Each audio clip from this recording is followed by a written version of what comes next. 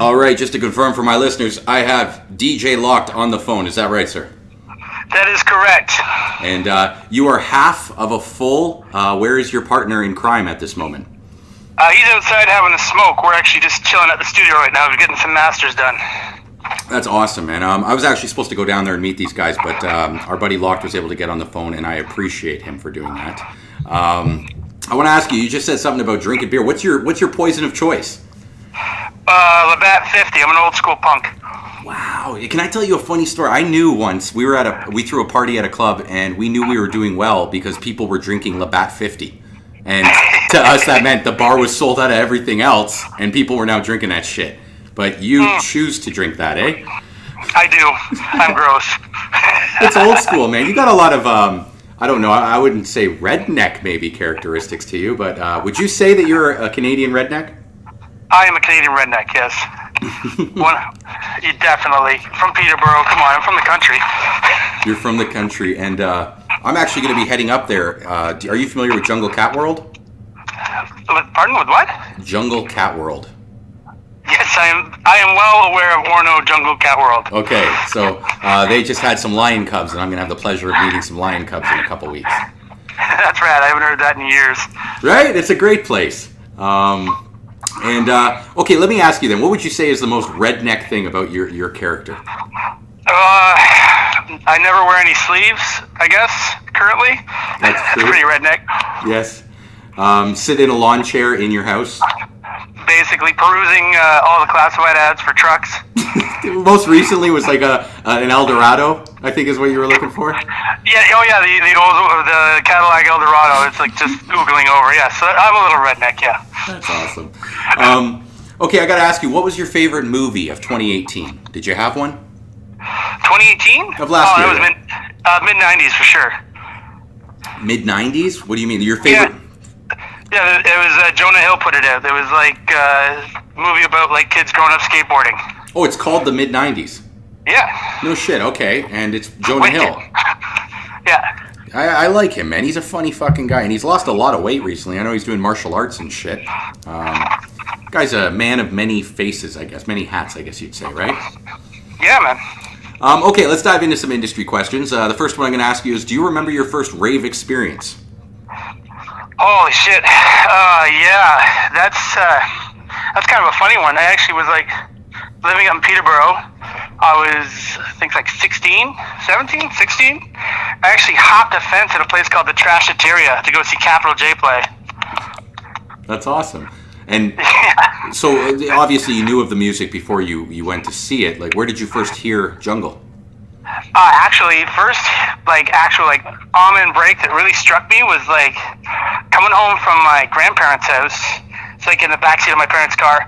And, David Bowie's, Something Little Wonder came on. And it's got this huge Amen break in it. And I was just like, what is this? Oh my God, I gotta figure out what this is. And then that kind of snowballed into finding, Amen and Jungle and, Prodigy and all that stuff. I like that you threw Prodigy in there. A lot of people, when I ask what the first mainstream Jungle they heard was, they don't go there. And when I mentioned Prodigy, they're reluctant to agree it's Jungle. To me, it is. It is Jungle. Oh, yeah, totally. Some of the older stuff, for sure. Firestarter is what I think of. Oh, yeah, of course. Right? What is it that you use to make the music that you're making? Currently? Yeah. A bunch of stuff. That's a big question. We're on Cubase 10 right now, and I've been really sticking to a Moog Slim Fatty for bass lines, a JDXA for intros and stuff, and Virus TI2 for everything else. It's basically like a Swiss Army knife. But we use all gear, so. Yeah, this is all external hardware. This isn't software programs, right? Yeah.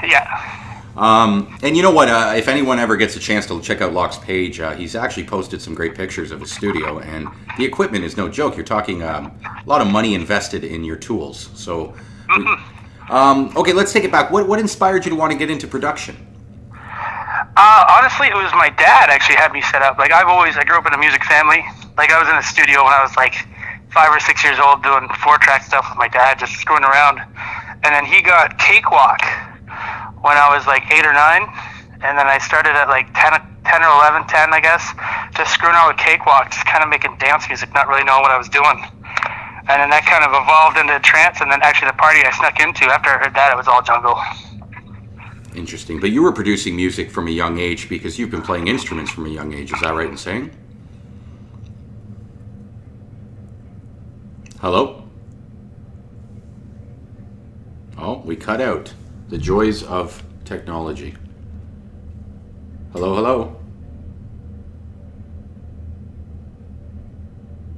I think he might have us on mute.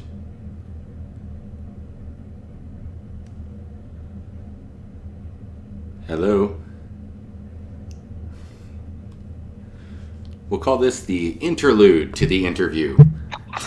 There, I can hear you. Can you hear me now? There it is. Hey! I'm using a stranger's phone. I don't know what I'm doing here, okay? Just found us on the street.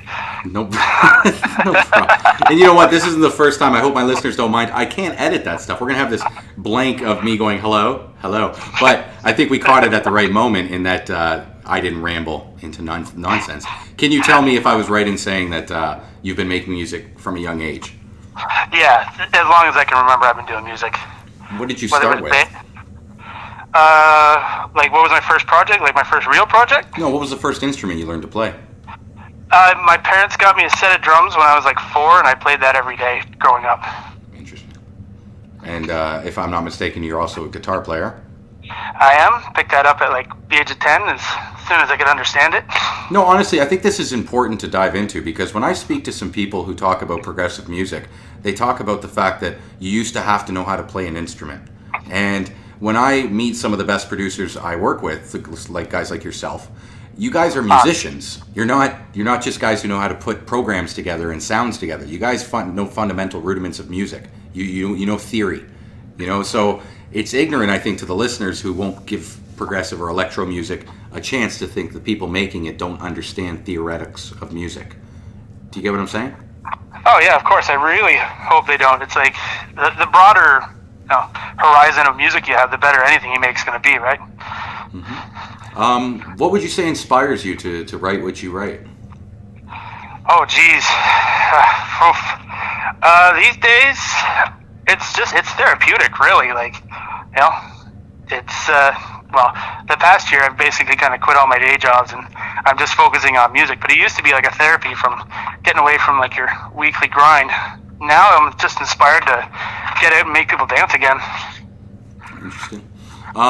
What would you say is the biggest what are the biggest changes you've noticed in the Toronto industry from when you started to where we are today? Wow, that's a long roller coaster ride, Aaron. Let's go through it, my friend. We've been on it together. I know, right? From emceeing drunken nights at Mad Bar to having big bloats at the docks to back to the small clubs like 254, and here we are now where big parties are blowing up again. Bigger clubs are looking at drum and bass nights. I feel like a lot more people are getting more in a positive vibe right now, which is really cool. Yeah, I agree. I feel there's a lot more unity occurring than I've ever seen before. Yeah, a lot. It's like there's more hate shaming now. It's like if you're a hater, you get shamed. But that's funny because it's like you're hating on the haters, therefore you're a hater. I know, right? It's so meta. Shit. But no, I definitely agree with you. In the it has been a wild roller coaster of ups and downs, and you and I are still here. What do you think it is about jungle that's kept you around it when so many people have left in the years?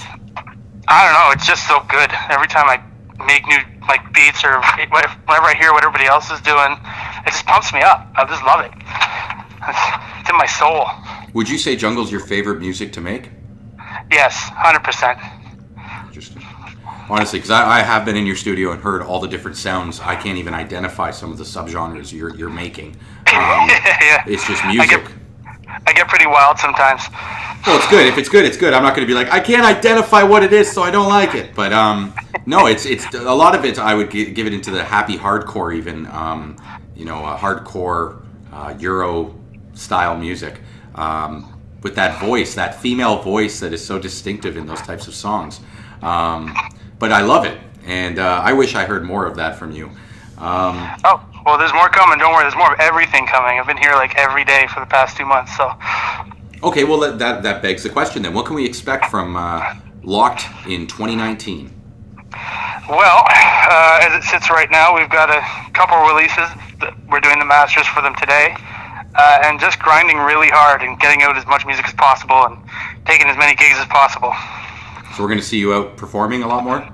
Yeah, a lot more. Actually, this year, last year was like working at a club on weekends, so I couldn't really get out at all. So this year I'm just going to try and take up as much as I can. I remember you tried to get a drum and bass night going last year, if I'm not mistaken. I did. I tried to get a few different things going, but nothing was hooking. Well, and I don't want to say that that's lack of the parties. The crowd isn't there. I think that you just had awkward times, awkward slots. I wouldn't say that. Oh, yeah. It was hard to me. Go ahead. I took that on completely as a learning experience, just to kind of get a feel for what's going on in the scene right now too. I just to see if you could do it. Didn't work. Move on. And but yeah, I'm focused on just making the music now. I'm not gonna try and throw any more parties.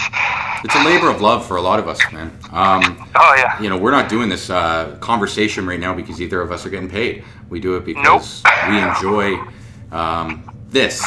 We enjoy jungle, and yeah, I really do appreciate you taking the time to share yourself with my listeners, because I think it's important that people get to know the character behind the artist that they're listening to, and gives you a way to connect to the crowd as well. I like that. What would you say if you could come up with a Mount Rushmore of drum and bass? Who would your four faces of jungle Mount Rushmore be? My jungle Mount Rushmore. Oh, jeez. I feel like I answered this online a while ago. That's a big question. Jeez, Aaron. A second. Let me have some more of my Hick beer. That's it. You take your time. And I will say, for the one fun thing I've had with this is that I have these questions that if you listen to my podcast, you've heard them, and you're always going to get a different answer from different people. But as a result, people ask it online, and it's possible that we've had a thread where somebody has asked this question and everyone's given their response. The most common one is people saying, I can't pick 4 just for jungle. I got to pick 4 for producer, 4 for DJs, 4 for an MC, 4 for promoters, 4 for... And I'm like, go ahead and do it. We got no time limit. I think I'm going to pick like the 4 most influential for me. Okay. Right? Okay. And he's going to love this too much. I almost don't want to put it in. Number 1, I'm going to have to say capital J. Oh, God. Oh, wow. His head isn't big enough. We're going to throw him up there. But he's my most influential on me. I wouldn't be doing jungle if I didn't see him at that party, and that's like right up there for me. Big ass. And then Simon Bassline Smith. Nice. Their productions have always inspired me. Every tune that came out, I remember I was just like, holy crap, completely changed my sound after I heard them. Collide is another huge one for me. And, who's on the tail end there? Oh, and DJ Zinc. Wow, that's a unique 4. I don't disagree. They're great 4, but I don't, like I say, you'll never hear another person give those 4. Oh, yeah, I don't know who else is going to say Collide or capital J, so. No. Maybe they would. I could see capital J if I gave him that question, putting himself on that. Probably not. I picture, yeah, someone trying to make the concrete sculpture with all those freckles. Oh, man. Okay, if you could put 5 items in a vault that would encapsulate Toronto's rave culture, what would those 5 items be? Toronto's rave culture. Let's see. I got a piece of concrete that was from the Big Bop when it got torn down. Nice. A X Amount t-shirt. Wow, X Amount record. Good big ups to Greg and Shaq and DLF. Hell yeah, those guys helped me a lot when I was starting out. They're a forgotten chapter, and to be honest. You don't hear from BJ or Andrew or... well, you see Greg. Greg is still around. But yeah, Greg's always around. Yeah, you don't see Andrew. I know from what I heard, he moved out west and kind of disappeared from the scene. And DLF, BJ, I still see him on Instagram once in a while. He follows my dog. So... Well, randomly catch him. Yeah. Big up. So X Amount, we got an X Amount t-shirt. We got a brick from... Oh, yeah, let's clarify there. He called it the Big Bop. But the Big Bop was also the Reverb. It's the Cathedral, Reverb, and Holy Joe's. The whole complex, yeah. That was a big one, right? Yeah. Maybe like a Tits CD? Tits CD? What's Tits? We clarify. Tits and Ash? Oh, I remember Tits and Ash. Yeah, Freaky Flow. Exactly. Isn't that the one that had MC Effort in it? Isn't that Tits? It's got Demolition Man, Fire. Okay, if it has that, but I just remember. Do you remember that interlude where he does the like Skimpy Burger? Welcome to Skimpy Burger. Can I take your order inside the ride? Remember, it's like the drive-through. I vaguely remember that, but I know actually all of those CDs need to be in that. 50 Flow Classics. I'm with you, buddy. I'm with you 100%. Okay, so that's a great third item. Third, I gotta get 2 more in there, and then what else? Jeez, maybe a bracelet from Warehouse. Okay, classic. And that place was everything to me when I was growing up, right? Well, it was a concert hall, and it became a bit of a jungle venue after, right? Driving up from Peterborough for theory parties. Did you ever go, like, for instance, I remember I had backstage passes as a kid to see I, Mother Earth and Moist at the Warehouse. And I remember coming out from backstage, and a bunch of my friends from school saw me, and they're like, Aaron, how the fuck are you back there? And I was like, oh, my brother's mother knows the band. And so and that was for a rock concert. And then I was like 13 at that time. And then 5-6 years later, like you say, Theory, I'm returning at the Government and going to see Andy C. You know, as a So that place is classic. And then, geez, I don't know, like something to commemorate System Soundbar, I guess. Okay. How about System Soundbar, the club? We'll just put it in there so people will remember. Just put the whole thing in there. It'd be great, I like that. At least a video from it or something. Hold on. Is the stage at the front or the back of the club? At the front when you walk in. Right, that's when it was best. Exactly. Tragedies in a gray hoodie, like just spitting mad bars over T10. And I'm all K'd out by the pillar. Same. Those were true days. They don't last very long. All right, hey buddy. I want to still talk to you, but I'm gonna sign off to my listeners. So just stay on the phone with me, okay? All right, cool. Thanks a lot, bud. No problem. That was him, DJ Locked. Hopefully, we'll talk to him again because I know he has a lot of stuff in the works this year. So, as always, guys, thanks for tuning in. Until next time, peace out.